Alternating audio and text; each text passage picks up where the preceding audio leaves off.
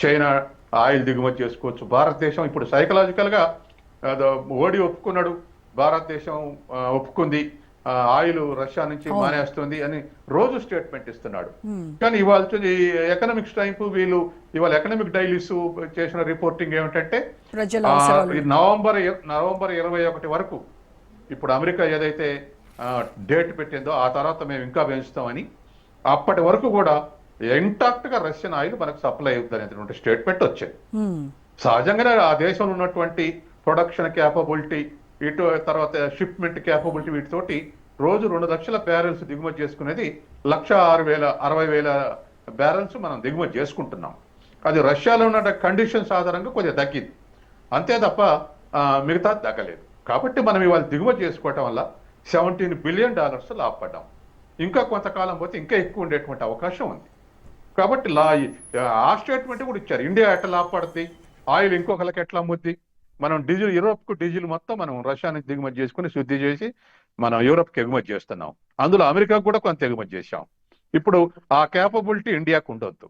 ఆ క్యాపబిలిటీ వల్ల Russia revenue వచ్చి యుద్ధాన్ని చేస్తుంది అనేటువంటి వ్యూహంతో ఇవాళ ఇండియా మీద చైనా మీద ఒత్తిడి చేస్తుండు. నిన్న విమానంలో పోతూ కూడా ఒక స్టేట్మెంట్ ఇచ్చాడు, చైనాను కూడా రిక్వెస్ట్ చేస్తా ఆయిల్ దిగుమతి చేసుకోవద్దని అనేటువంటి ఆశలో ఒక స్టేట్మెంట్ కూడా ఇచ్చాడు ట్రంప్. ఆ తర్వాత రెండోది కూడా పుతిన్ స్టబర్న్గా ఉన్నాడు, ట్రంప్ మాట అనడానికి సిద్ధంగా లేడు. అదే సందర్భంలో మోడీ కూడా ఎదురుగా మాట్లాడి ఏదో కన్విన్స్ చేయాలన్నటువంటి ప్రయత్నం చేయట్లేదు, ఇద్దరు దూరం అయ్యారు. కాబట్టి వీళ్ళిద్దరు కూడా జిన్పింగ్ సపోర్ట్ తోటే ఇది నడుస్తుంది, కాబట్టి జిన్పింగ్ నే కన్విన్స్ చేస్తా అని చెప్పేసి మరొక స్టేట్మెంట్ ఇచ్చాడు. అది ఏ మేరకు చేస్తాడు ఏమిటి, జిన్పింగ్ ఈల్డ్ కావటం అనేది అసంభవం, వాళ్ళిద్దరికి చాలా వైరుధ్యాలు ఉన్నాయి. తర్వాత ఇంకోటి కూడా మనం ఆల్టర్నేటివ్ చూసుకుంటున్నాం. ఇవాళ సెన్సెస్ ప్రకారం మనకు అమెరికాకు చేసే ఎగుమతులు 12% తగ్గితే చైనాకు ఈ అక్టోబర్ నవంబర్లో చైనాకు 30% ఇంక్రీజ్ అయినాయి మన ఎక్స్పోర్ట్స్. అంటే మనం కొత్త మార్కెట్లు ఎత్తుక్కుంటున్నాం. ఆ మార్కెట్లు ఎత్తుక్కోవటంలో ఇప్పటికి ఇవాళ వరకు వచ్చిన లెక్క 24 దేశాలను సెర్చ్ చేస్తున్నాం మార్కెట్ కోసం. అంటే అమెరికా నుంచి వచ్చేటువంటి క్రైసిస్ని ఎదుర్కోవటానికి మనం కొత్త మార్కెట్ ఎదుర్కొంటున్నాం. చైనాకి ఇంకెక్కువ సపోర్ట్ చేసి చైనా యాక్సెప్ట్ చేస్తుంది మనల్ని, ఇంకో 30% ఎక్కువ దిగుమతి చేసుకుంది. కాబట్టి ఇవన్నీ కూడా ట్రంప్కు నిద్రపట్టకుండా చేస్తుంది. అంటే ఒకసారి 2 సార్లు 3 సార్లు ఇప్పటికీ రష్యా మీద 18వ సారి ఏది నియంత్రణ పెట్టడం యుద్ధం బిగిన్ తర్వాత. కాబట్టి వీళ్ళు అమెరికా ఒత్తిడిని నుంచి ఎస్కేప్ కావడానికి అనేక దేశాలు అనేకమైనటువంటి దారులు చూసుకుంటున్నాయి. కాబట్టి ఏషియాలో కూడా మూసేయాలని ఇవాళ వచ్చే పర్యటనలో రేపు మలేషియాను కలుస్తా, లేకపోతే వియత్నాంను కలుస్తా, చైనాను కలుస్తా అని ఏషియా దేశాల మీద ఎక్కువ పెట్టి ట్రంప్ ఇవాళ ప్రయాణం ప్రారంభించాడు.